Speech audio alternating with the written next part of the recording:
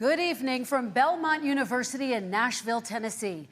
I'm Kristen Welker of NBC News, and I welcome you to the final 2020 presidential debate between President Donald J. Trump and former Vice President Joe Biden.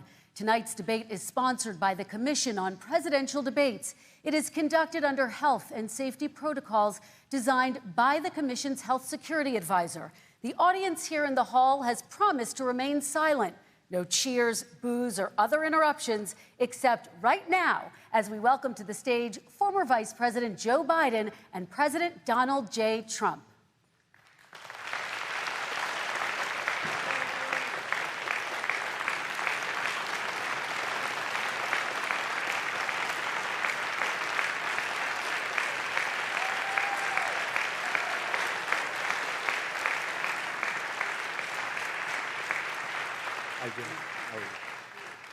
And I do want to say a very good evening to both of you. This debate will cover 6 major topics. At the beginning of each section, each candidate will have 2 minutes uninterrupted to answer my first question. The debate commission will then turn on their microphone only when it is their turn to answer, and the commission will turn it off exactly when the 2 minutes have expired. After that, both microphones will remain on, but on behalf of the voters, I'm going to ask you to please speak one at a time. The goal is for you to hear each other and for the American people to hear every word of what you both have to say. And so with that, if you're ready, let's start. And we will begin with the fight against the coronavirus. President Trump, the first question is for you. The country is heading into a dangerous new phase. More than 40,000 Americans are in the hospital tonight with COVID, including record numbers here in Tennessee. And since the two of you last shared a stage, 16,000 Americans have died from COVID. So please be specific. How would you lead the country during this next stage of the coronavirus crisis? 2 minutes, uninterrupted. So, as you know, 2.2 million people modeled out were expected to die. We closed up the greatest economy in the world in order to fight this horrible disease that came from China. It's a worldwide pandemic. It's all over the world. You see the spikes in Europe and many other places right now. If you notice, the mortality rate is down 85%. The excess mortality rate is way down and much lower than almost any other country. And we're fighting it, and we're fighting it hard. There is a spike. There was a spike in Florida, and it's now gone. There was a very big spike in Texas. It's now gone. There was a very big spike in Arizona. It's now gone. And there are some spikes and surges in other places. They will soon be gone. We have a vaccine that's coming. It's ready. It's going to be announced within weeks, and it's going to be delivered. We have Operation Warp Speed, which is the military is going to distribute the vaccine. I can tell you from personal experience that I was in the hospital. I had it, and I got better. And I will tell you that I had something that they gave me, a therapeutic, I guess they would call it. Some people could say it was a cure.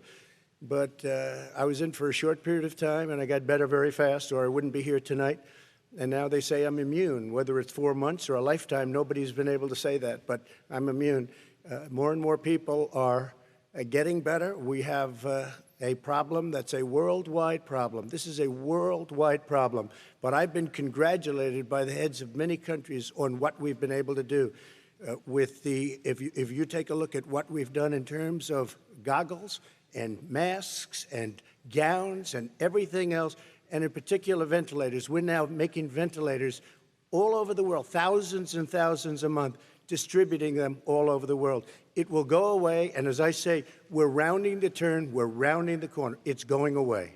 Okay, former Vice President Biden, to you, how would you lead the country out of this crisis? You have 2 minutes uninterrupted. 220,000 Americans dead. If you hear nothing else I say tonight, hear this. Anyone who's responsible for not taking control, in fact, not saying I take no responsibility initially, anyone who's responsible for that many deaths should not remain as President of the United States of America. We're in a situation where there are 1,000 deaths a day now, 1,000 deaths a day. And there are over 70,000 new cases per day. Compared to what's going on in Europe, as the New England Medical Journal said, they're starting from a very low rate. We're starting from a very high rate. The expectation is we'll have another 200,000 Americans dead between now and the end of the year. If we just wore these masks, the president's own advisors have told him, we could save 100,000 lives. And we're in a circumstance where the president thus far and still has no plan, no comprehensive plan. What I would do is make sure we have everyone encouraged to wear a mask all the time. I would make sure we move in the direction of rapid testing, investing in rapid testing. I would make sure that we set up national standards as to how to open up schools and open up businesses so they can be safe and give them the wherewithal, the financial resources to be able to do that. We're in a situation now where the New England Medical Journal, one of the most serious journals in the whole world, said for the first time ever that the way this president has responded to this crisis has been absolutely tragic. And so, folks, I will take care of this. I will end this. I will make sure we have a plan. President Trump, I'd like to follow up with you in your comments. You talked about taking a therapeutic. I assume you're referencing Regeneron. You also said a vaccine will be coming within weeks. Yes. Is that a guarantee? No, it's not a guarantee, but it will be by the end of the year. But I think it has a good chance. There are two companies, I think, within a matter of weeks, and it will be distributed very quickly. Can you tell us which companies? Johnson & Johnson is doing very well. Moderna is doing very well. Pfizer is doing very well. And we have numerous others. And then we also have others that we're working on very closely with other countries, in particular Europe.